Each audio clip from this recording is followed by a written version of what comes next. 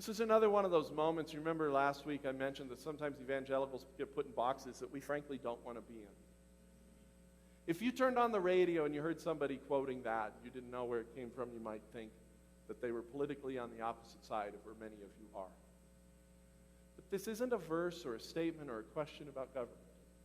The question about government's role I'll leave for another time and another place. It is a statement about God's heart.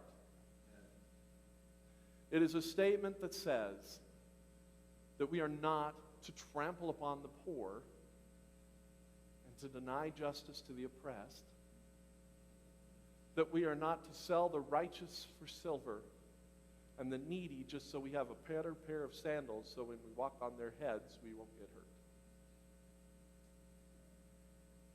It's interesting, this is the sin that Amos talks about first.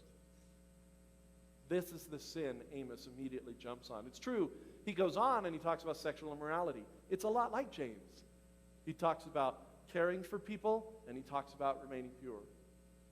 But his first attack is for the injustice and the poverty and the degradation that is being allowed to be there. One of the reasons that I'm really kind of feeling a little bit impassioned about this morning, I mean, I hope it's God's heart, but I was really struck by something recently. There was a big study came out, one of the biggest surveys of churches and discipleship, and are we discipling well, and how are we doing in America? One of the biggest ever, I think one of the most reliable ever. And one of the conclusions that came out of it is that among the most mature, hear this, among the most mature, people who would define themselves this way, people who would say, I will give anything for Christ, and my whole life is centered around what he wants me to do. People in that category then were asked,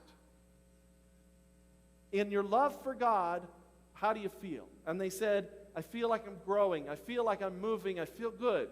I feel like I need to love God more, but I'm moving forward. I would say that. And then they're asked, in your love for people, how are you doing? And the vast, overwhelming majority of mature Christians who say they would give anything for Christ, self-defined, answer the question, how are you doing loving people? And they say, not very well. I love God, and I'm growing in that, but I'm stuck on loving other people.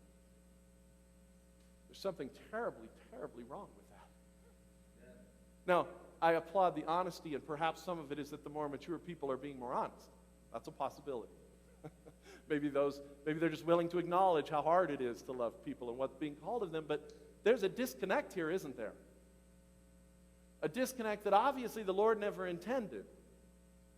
I don't know what is wrong, I don't know what we've missed, and I don't know what we have to do, but it distresses me.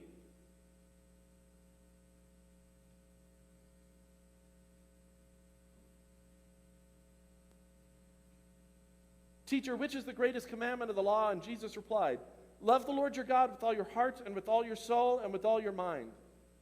This is the first and greatest commandment, and the second is like it. Love your neighbor as yourself. You know, when Jesus answered that question, what we know about the Jews, was that every day they recited as a creed the first part of this statement. Every day they would recite, because God had taught them in Deuteronomy to do so, they would say, love the Lord your God with all your heart, with all your soul, and with all your mind. They would say, the Lord our God is one. Love the Lord your God with all your heart, with all your soul, and with all your mind. They would repeat this creed over and over. And so someone comes to Jesus and says, what is the greatest commandment? And Jesus repeats the creed, but Jesus amplifies, expands the creed. Jesus has a habit of doing that. I think if you were a religious person in the New Testament, if you were paying attention, you'd learn not to ask any questions at all. Because every time you asked him, he just added. He said, yes, you shouldn't lust, and that means don't even think about it, buddy. Yes, you shouldn't kill people, and that means don't even call him a fool. He amplified.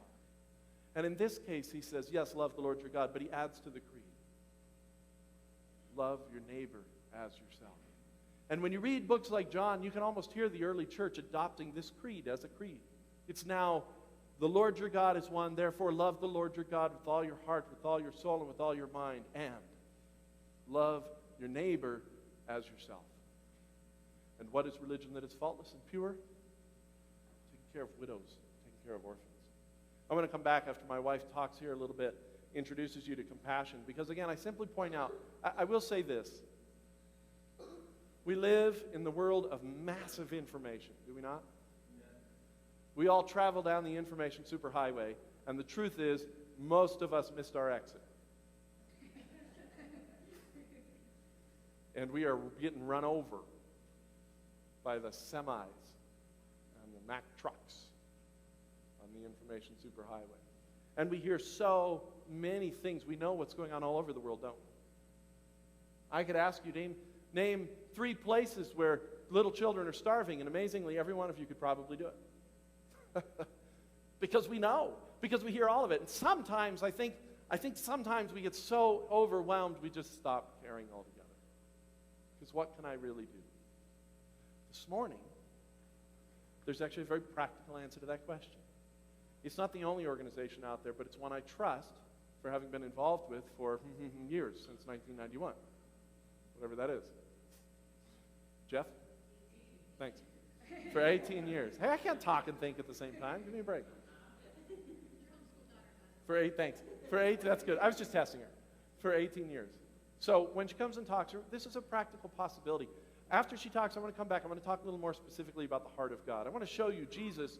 I want to show you a very long day of Jesus. Who's had a long day?